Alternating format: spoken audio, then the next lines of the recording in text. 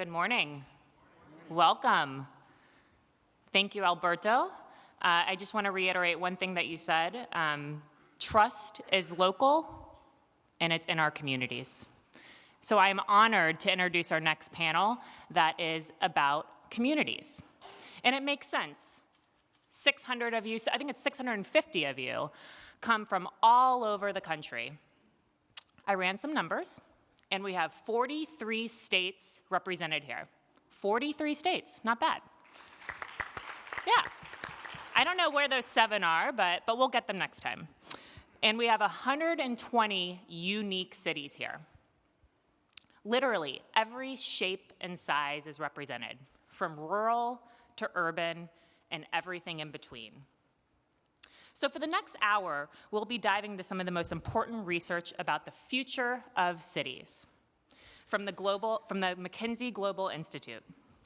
We're going to ask the question, what does the future of work hold for places and people? What does the future of work hold for places and people in our communities? How will technology impact our communities?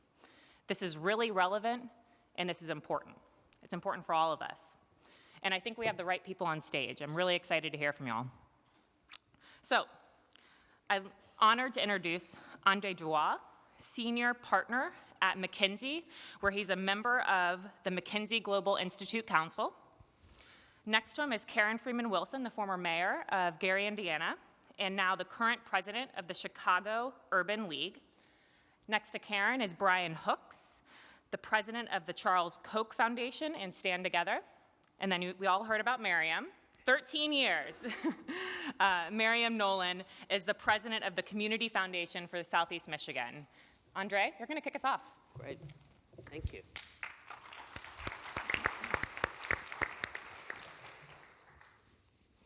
Well, I think it is an occupational hazard coming from somewhere cold to Miami in February. In fact, so much so that I came for a conference last year, and at that moment in time, I lived in New York City, and I loved it so much that I moved to Miami. And as of last week, I'm just fully ensconced in the McKinsey office in Miami, so I'm very, very excited to be a new member of this community. I wanted to tell you a little bit about the work I'm going to share with you, which is we've been deeply looking at what does the future of work look like, and in particular, what is the impact of automation, artificial intelligence, and other technologies on the nature of work, and what might it mean for people around the country. And a couple of years ago, we did a big piece of work which looked at the level of displacement. In other words, how many people might be displaced from their jobs as a result of this. What we have done since is say, well, it's interesting to know what's going on the national level, but it's far more interesting to know what's going on in cities and in counties, like at every single city and every county in America. So let me start and jump right in and start by saying the thing that the research showed to us is that America truly is a very complex mosaic of local communities. So let me show you just how complex it is. What we did is we took all 3,069 counties, all 315 cities over a certain size, and we used some statistical methods to categorize every one of these places based on their economic health, the business dynamism, the industry mix, and the labor market characteristics. And we came up with 13 different segments, or really 5 broad categories of city. And let me briefly take you through them. One is the urban core. And these include mega cities like Atlanta, Chicago, Miami, New York. A group of cities we call the high growth hubs, which are places that you'll be familiar with: Austin, Charlotte, Denver, Nashville, Raleigh. And collectively, these are 25 cities, and they account for about 30% of the population.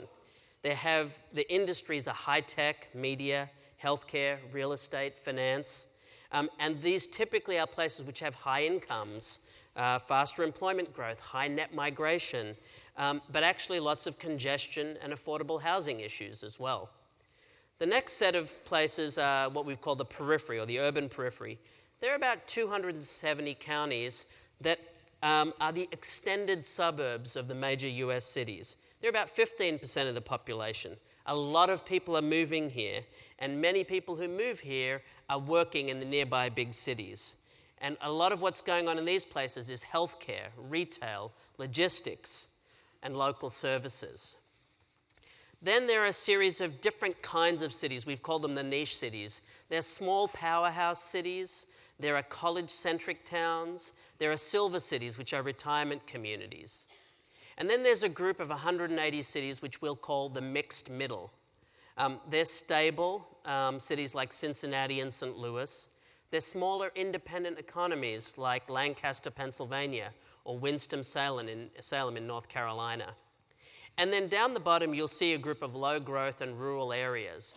There are a group of about 50-odd trailing cities. Think of Flint, Michigan, Bridgeport, Connecticut. They're former industrial towns with declining economies. And then there are a series of rural counties which have some combination of very flat or negative job growth. They tend to be older, have higher unemployment, and lower educational attainment.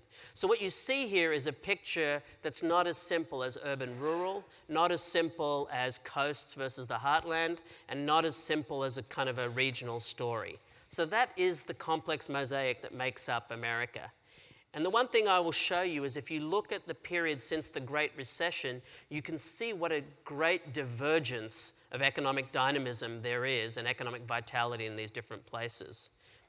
This peacock chart, as I like to say now that I live in Coconut Grove and we have a peacock infestation, if you look at this peacock chart, it shows that certain cities, let's take the high-growth hubs, the high-growth hubs have gained 14% jobs above the level they started at before the Great Recession in 2007. So if they had 100 jobs before the Great Recession, they now have 114. But if you look further down, there are two categories called Americana and distressed Americana. Americana are more or less just recovered to where they were 12 years ago. And distressed Americana have not yet recovered from the Great Recession. They're actually down about 6 or 7% in terms of jobs that they had before the Great Recession. And so this is the starting point we're sort of looking at. So the question is, what are we talking about when we're talking about automation and the impact of, and how it's impacting work? Well, the first thing I would say is this is actually not mostly about all jobs going away. The big lesson we learned is that it's not that a huge chunk of jobs are going to go away, it's that most jobs will be transformed. In other words, when we did our analysis, we found that 60% of occupations have at least 30% of the tasks that could be automated, meaning the very character of most of these jobs will be transformed. So this is less a story of jobs going away and more a story of the jobs in the economy being transformed. And if you look by sector, you can see how different this is. Obviously, the industries which have the greatest portion of activities that could be automated are manufacturing, accommodation and food services, and retail. So we did some analysis which looked at which of the jobs are most likely to be displaced. And what we found is that between now and 2030, there might be 39 million jobs that could be displaced. But over half of those are in office support, food service, production jobs, which are manufacturing, and customer service. And you can see that the big squares or rectangles, which are the ones where most jobs will be lost, are also highly correlated with jobs in which the fewest people have college degrees. So that's where the burden of automation is likely to fall. Now, the impact will also vary by demographic group. What we found is that if you're in a job with only a high school degree, you're 4 times more likely to be in a job that could be displaced. That up to 12 million people in Hispanic and African American communities could find themselves in a situation of job displacement, largely because of lower educational attainment levels. We also found that maybe 15 million young people could find jobs they're in being displaced. And this is particularly tricky. Traditionally, young people have relied on food service and retail as stepping stones into the labor force. What happens when those jobs get automated? And equally, there is a specific challenge for workers over the age of 50. As we saw in the Great Recession, those workers tended to take the longest to get re-employed, and when they did, it was often at lower wage levels. So I'm going to skip ahead and just show you what I think are a couple of very, very powerful charts. Previously, I showed you what happened from 2007 to now. I'm now going to show you a picture of our projection through 2030. Our projection for net job growth, you can see is indicated here. The bluer it is, the greater the projected job growth. And what we found is that the 25 urban areas I mentioned before, which are the mega cities and the high growth hubs, are likely to account for 60% of net job creation through 2030. 60% of net jobs in America will be in just 25 cities. And all the gray and light gray represent 2,000 counties, where in about 1,000 of the counties there might be 1% job growth. Not 1% a year, but 1% over the next decade. And another 1,000 counties are projected to have 3% job decline. So what we have is a very granular and nuanced tale of a very complex mosaic which represents the American economy. And I'll simply say now, as I transition to the panel, that this is a projection of one possible future. It's not necessarily destiny. So with that, I'm going to turn to our panel.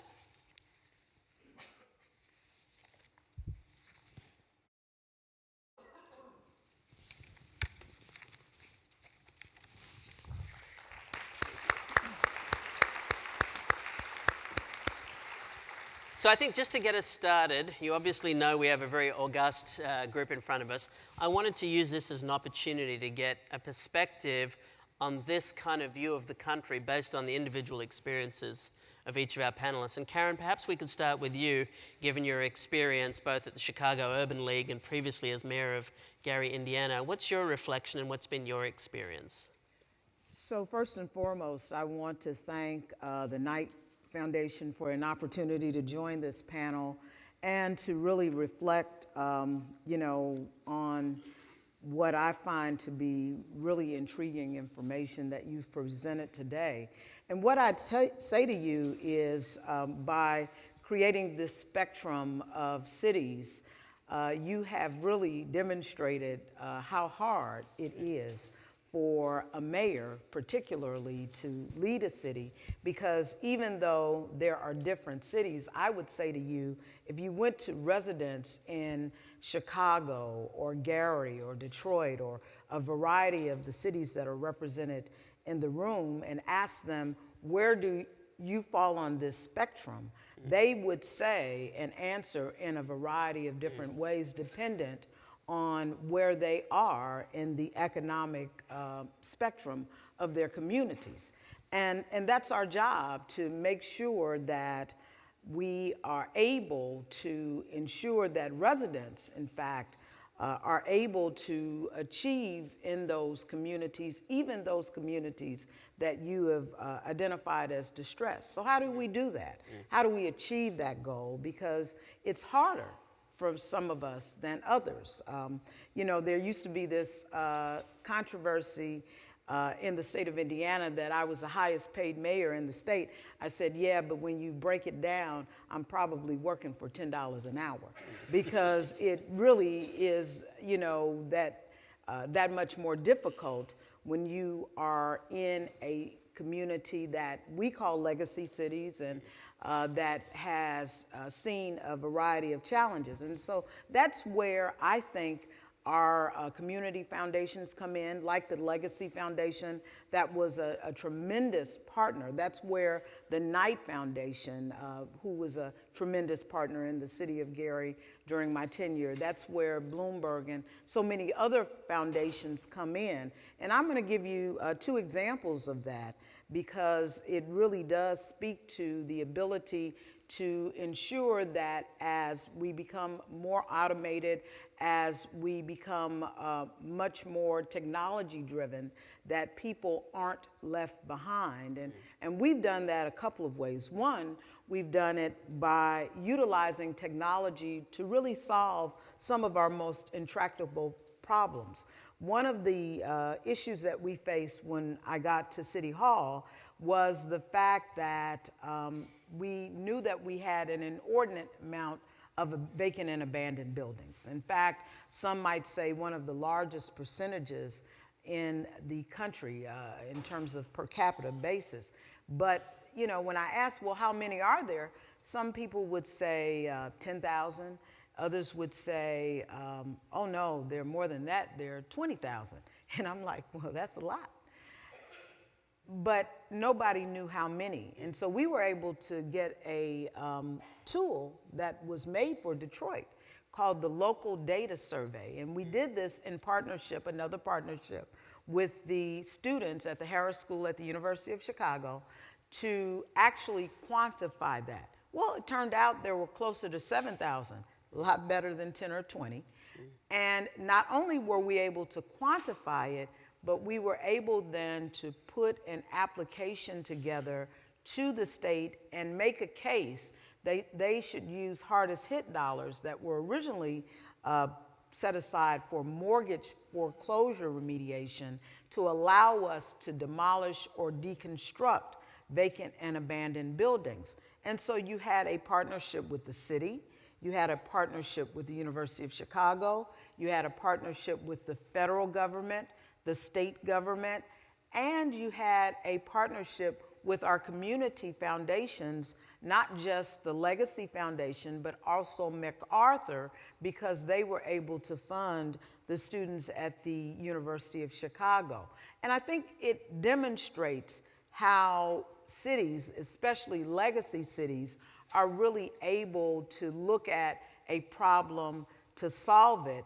The same is true as we looked at a partnership with Legacy to say, you know, how do we address the fact that we have a dearth of restaurants in the city? And we created this culinary incubator that was funded by both Knight and Bloomberg Philanthropies. One was public art.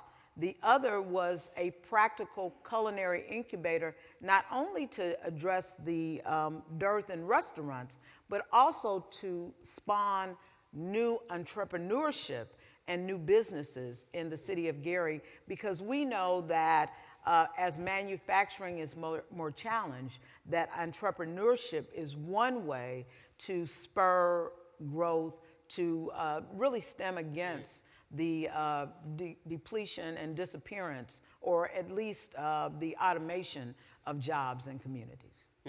Well, actually, that's a very helpful jumping off point, Karen, to Brian, because I think two things you mentioned, Brian, you work on.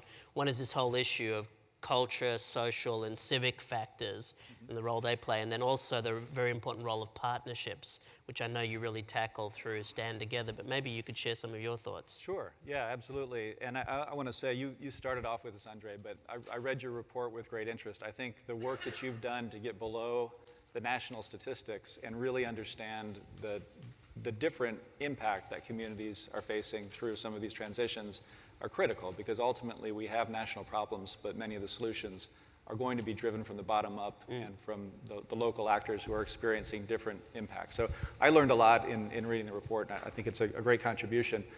I'll tell you a little bit about the approach that we take at Stand Together, and it really is informed by something that, Karen, I think I just took from what you said, this idea that as a mayor, you're charged with helping to ensure that every person in the city can succeed. And that really resonates with our core belief. Everything that we do at Stand Together is based on this idea that we have a deep belief in people, and the idea that every person has something to contribute to our society. And so the whole reason that we exist is to help to identify and then help to partner with people to remove the barriers that are holding people back. And so when I read a report like the one that you put together, André, the notion that so many people are being left behind, this really is a top priority for what we do. And it's particularly tragic, right? Because it's in the context of tremendous progress in so many other areas of our society, whether that's economic progress, social progress, technological progress. And so what it means, as you've shared, is that this progress is not being widely experienced. And in addition to the real material challenges that creates in people's lives, just making it very difficult to get by and to help your family to get by, I think it also is contributing to this idea that we're not all in this together. And so that if my experience is so different from yours, it's hard for me to relate. And when it becomes hard for us to relate to each other, it becomes easier for us to be nasty to each other. And I think that's contributing to the polarization that we're all feeling, which also then makes it harder to solve some of these problems. So I think it's a very complex challenge that your study outlines and that so many people in this room have experienced through your work. I don't see any single cause of this challenge. In fact, I look at it as the consequence of the deterioration on a widespread scale of some of the foundational institutions that we rely on to empower people to succeed. You know, Alberto mentioned the lack of trust in some of the key institutions in our society, and I have to say, some of that feeling is earned on the part of those institutions. You know, we look across society at some of the institutions that really have been essential for people to succeed.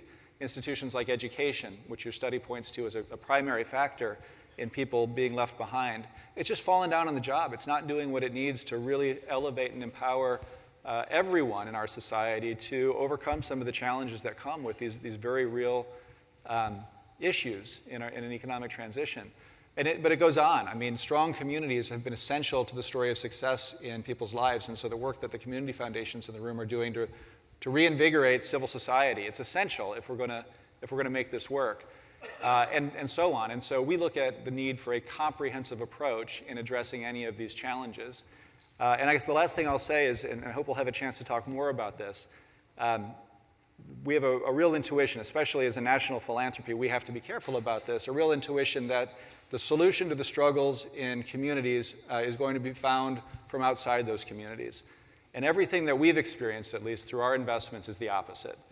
Give you a sense, we invest right now in about 168 different community organizations, groups on the ground that are finding new and different ways to solve some of the consequences of communities that are struggling. Persistent poverty, violence that tends to contribute to a downward spiral in some of these communities, families in poverty. And they all do something different based on the circumstances in their communities and the people that they work with. But they all share that foundational belief that we have, that a deep belief in people, that everyone has something to contribute. And they succeed at disproportionate rates relative to groups that are working in the same field because they act on that belief. They invest in people. So the core lesson that I've taken from our experience is that you've got to invest in those folks who are closest to the problems. You want to address addiction, which is a problem that is being experienced in so many of these communities. Well, our experience is you've got to invest in people who have experienced addiction.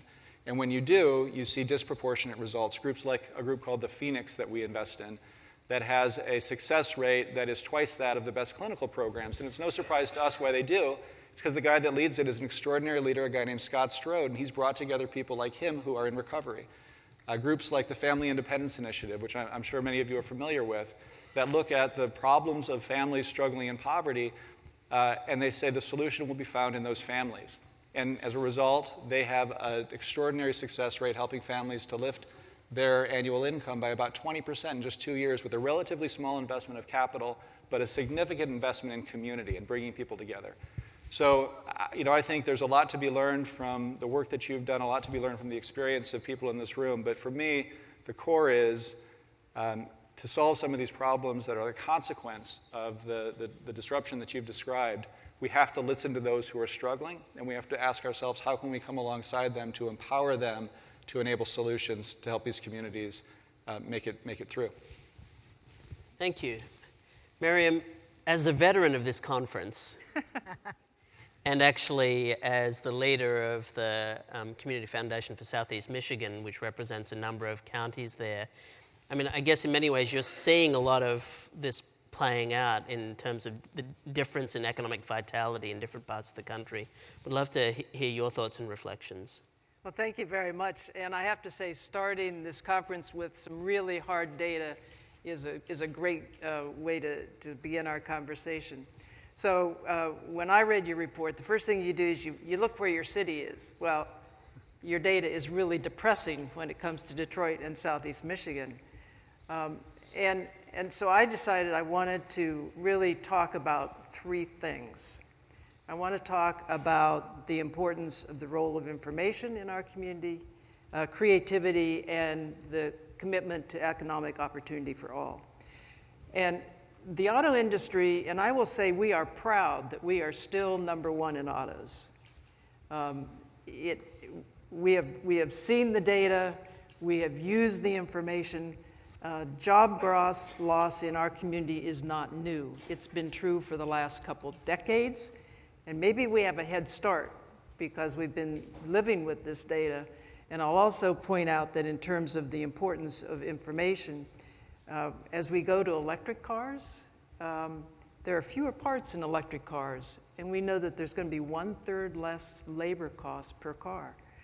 Okay, what does that mean? It's not a pretty picture. So having that data has really helped, excuse me, our industry figure out how to use their assets, manufacturing, technology, use of robots. What are they doing? They're now going to begin to build the robots that other industries need. So that's one indication of how hard data has led you to a creative solution. We also knew that this loss of jobs was going to continue. So I can remember in 2006, the then chair of the Community Foundation, who'd been vice chair of the Ford Motor Company for a number of years, came to me and he said, "We know the data, we've got to diversify our regional economy."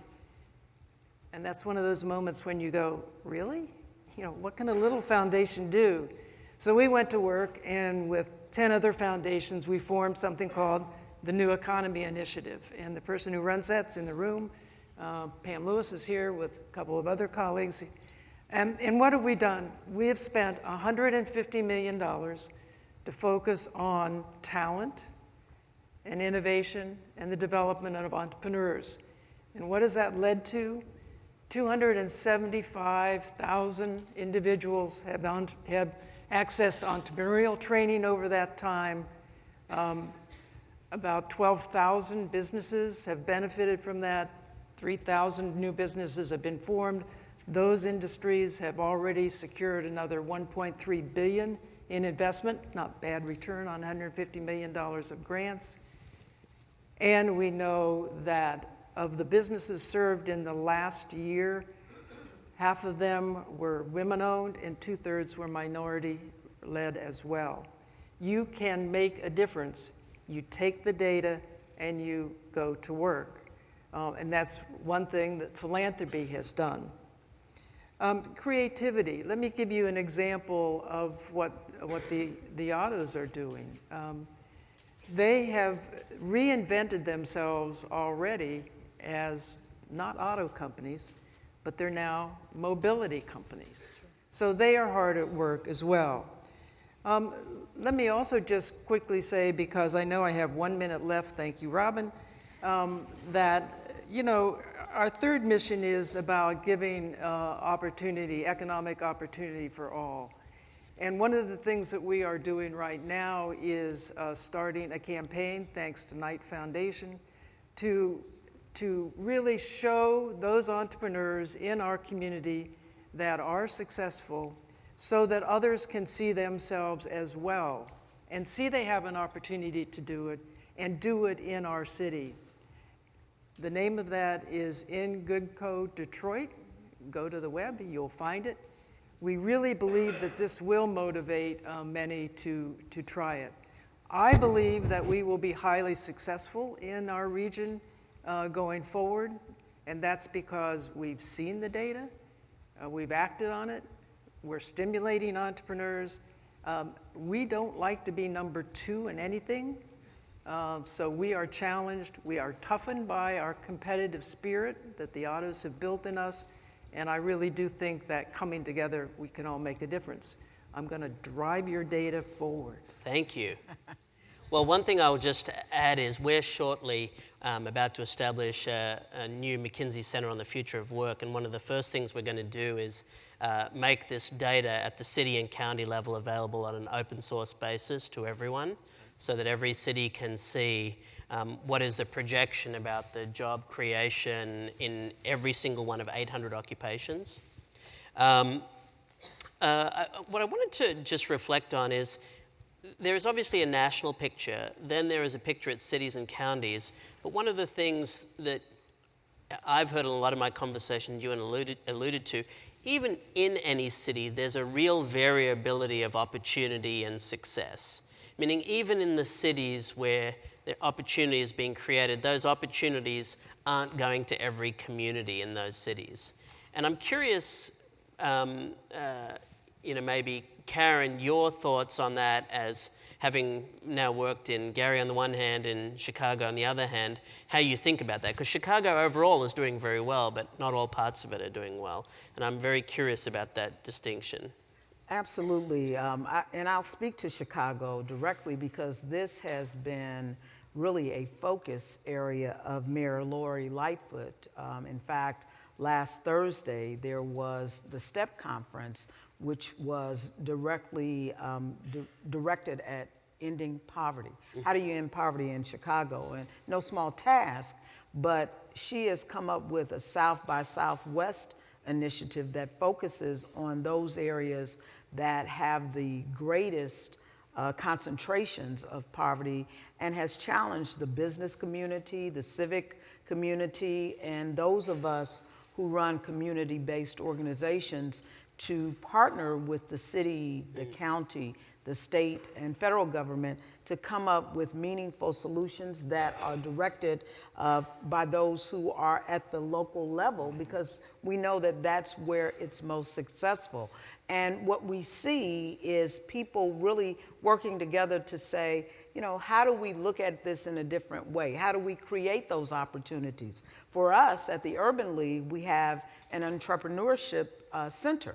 And that center really works with everyone from startups to those who are established and are looking for the next deal, both through coaching, through actually walking through the process to say, what do you need to create success in your business? How do you get into the supply chains? But in Gary, what we saw, and I think this will be true in Chicago, is that the data does in fact matter.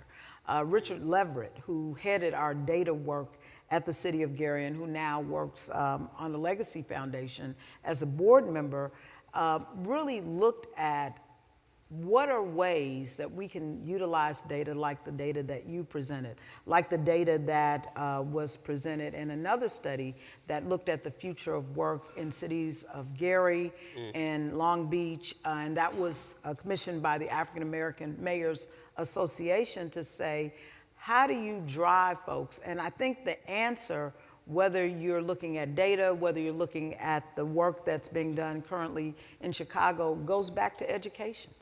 We have to get into our institutions of education, particularly K-12, to say, what are we doing in the initial stages? How do we get more kids into Head Start? How do we invest early on? And by making that investment, how do we prepare our young people to succeed in both new fields and in old fields? Because you're right, production, manufacturing still works. We are still the flagship or the host of the flagship of U.S. Steel. We can't walk away from that, nor do we want to.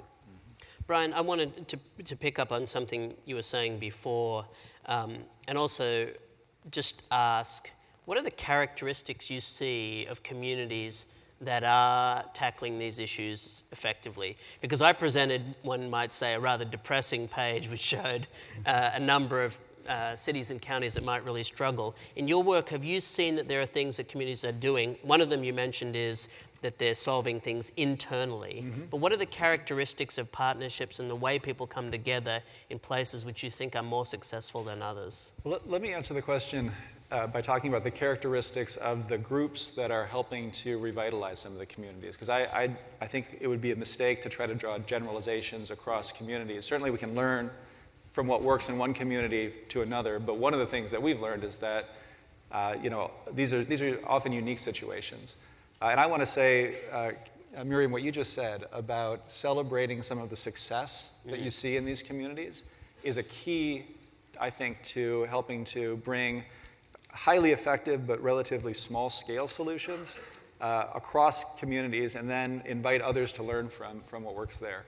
And so I think there is so much good that's actually happening in some of these communities. And again, it can get obscured if you look at them from the macro level. But when you really get down there and you see the good work that a group like Urban Specialists, for instance, this is a phenomenal organization in South Dallas that's led by a bishop and a former gang leader. And they're going into one of the most dangerous places, one of those dangerous communities in the country, and finding a way to inspire those who have done violence in the past to become part of the solutions to the violence in those communities. And then ultimately inviting others from Chicago and from other communities to come in, not to tell them how to handle things in their community, because they'll know best, but to share some of their lessons about what's worked. And so to me, what these groups have in common, and so what I think is a characteristic of some of these successful approaches, is that they don't give up on anybody, right? They really do act on this notion that whatever your circumstances, whatever mistakes you've made in your life, wherever you are right now, you have a unique gift, and if we can help you to express that gift in a way that ultimately contributes in your community and also helps you to live a better life with your family, that's going to be the key to discovering what these communities ultimately have to offer and the path that they need to take, their unique path, to be a participant in the progress that they ought to be throughout our society. Since we have just a few minutes left, I want to turn it to the audience and see if anyone in the audience has questions for our panelists. Good morning. My name is Andy Conti. I'm director of the Center for Media Innovation at Point Park University in Pittsburgh, so another place that is struggling. One thing that I wanted to find out, though, is the map that you showed, André, overlaps very well with a map that would show where journalism is struggling. And I'm wondering if you could bring that in line, how difficult it is to do the kind of community work you're talking about when there's not a strong local newspaper or local news outlet. And what do we do about that in places where journalism is dying or is already gone? Well, I haven't looked specifically at that question of the correlation between journalism. If you look at that map, there are many other correlations, actually, which probably stand out as well. If someone wants to go and look at the counties and the job growth vitality and compare it to the voting in the 2016 presidential election, you'll find an extraordinary correlation is one thing. But to your point, and maybe if I could just make it broader and building on a little bit on what Brian was saying, in the communities where we see something special going on, you tend to see 4 or 5 groups of people coming together.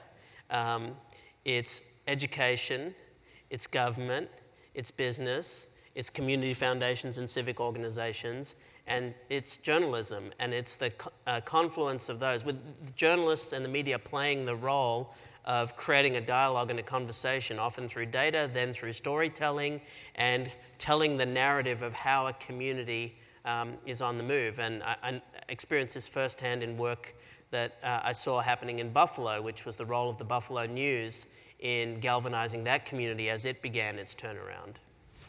André, Rob, can I add to that? In Detroit about 7 years ago with Knight and Ford and some other money, a project was started to work in neighborhoods and with the ethnic press because our media is struggling also. And now there is a joint effort among the dozen or so ethnic media outlets, which has a larger reach than the mainline press put together, to share reporters, to really get into the neighborhoods, partnering public television in neighborhoods and so forth. There are some ways to get at this, and I think we've got some examples around the country that can help.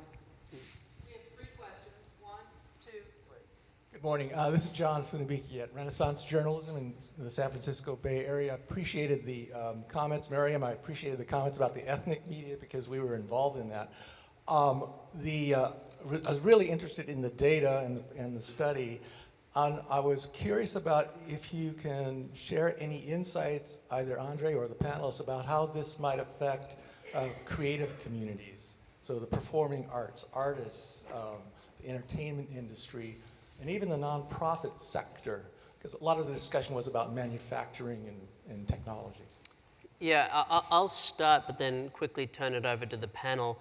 I think Karen alluded to this when she talked about restaurants and culinary in Gary. one of the things you see, which is many of you will know far better than me, is the role that cultural capital plays in economic turnaround anywhere, which is the role of restaurants, public spaces, natural space, entrepreneurship, artists, and so forth. And I think you're absolutely right. Our data tells a very technocratic picture from an economic perspective, but doesn't talk about the critical role, and I'm sure my fellow panelists could speak more to that, of the role of cultural and social capital in bringing communities together.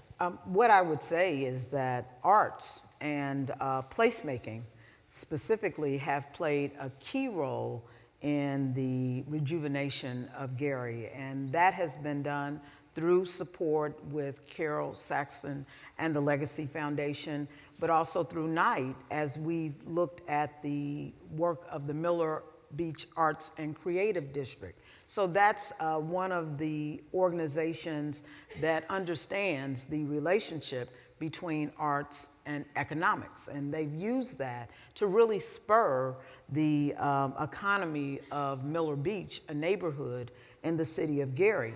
But in addition to that, the attraction of artists to a city like ours that's losing population has been extremely important.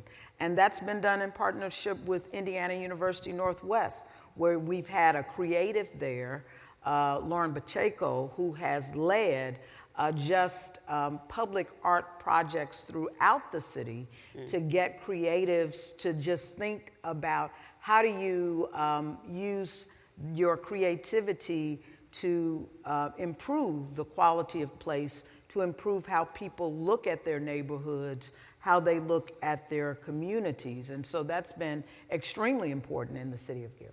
Thank you. One over there and last year. Yes, sir. Hi, this is Bill Bowling from the Arthur M. Blank Foundation in Atlanta. I wonder, for all of you, but particularly Brian, as you talk about successes and best practices, where are you investing in how we share those? You know, the work on the ground is very different than the work of building collaborations and learning from each other. So where have you seen that done well? I think it's a great question, and it's an area where I think we could all do a much better job. How many times have we made a mistake in our philanthropy only to find out that somebody else made the same mistake 2 years prior, and if we had learned from them, we wouldn't have had to do it again. So we do a few things on this front. The first thing is Stand Together itself as a philanthropic community. We work with about 700 different philanthropists, and we try to pool not just resources but also knowledge. And we need to do more, and we're working to do more to get that knowledge out beyond just that group of 700. Another area that I think we're as a community underinvested in, but we've seen huge returns on, is just simple storytelling. So the data is critical. We want to make sure that we're using metrics where metrics actually reflect reality rather than some abstraction. But we also want to just make sure that we don't lose the richness of some of these experiences. And so celebrating successes, but also sharing some of our mistakes, I think through storytelling. And it's increasingly easy to do that with online media and that sort of thing. But then I think what the Knight Foundation is doing here and what other groups are doing, and just bringing groups like this together and creating the space for us to make genuine partnerships. That's a primary focus of how we do all of the philanthropy that we're engaged with. We would much rather partner with the group that understands the space better than we do, and then to the extent we can bring something to the table, we make a greater impact together. I was having breakfast with Sam Gill this morning. I shared with him. I said, we wouldn't dream of making an investment in journalism, and we make quite a bit of investments to support journalism without first checking with the team at the Knight Foundation, because they just know more about it than we do.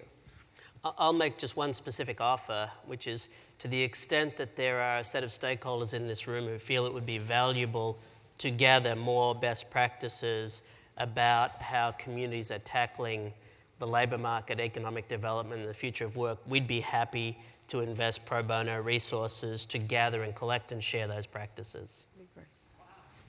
Last That's question. major. Wow. That is a major gift. So Amos Gelb from DC Witness, first-time attendee, so it is quite amazing. Brilliant people here, met a lot of folks, and you four up there. So sort of question to pick up on things that have been said. 3 characteristics from hearing you people: local, ingenuity, positive. There seem to be lots of answers, lots of things happening. How do we change the national conversation, put politics aside, from the divisiveness that we have now to the idea that we have people coming up with ideas to solve these solutions, that we can? How do we change that overall national conversation to positive rather than negative?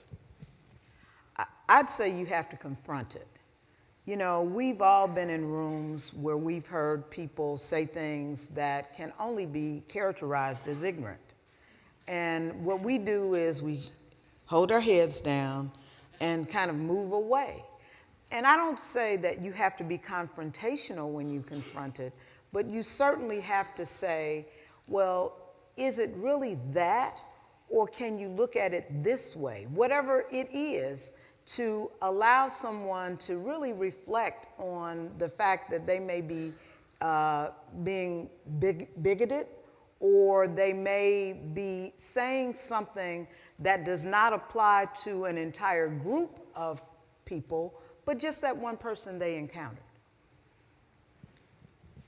Yeah, I couldn't agree more. I think my experience is that the country is full of people who want to do the right thing, but they need some examples. And I think people in this room, in the media, in philanthropy, we're in a great position to set a good example.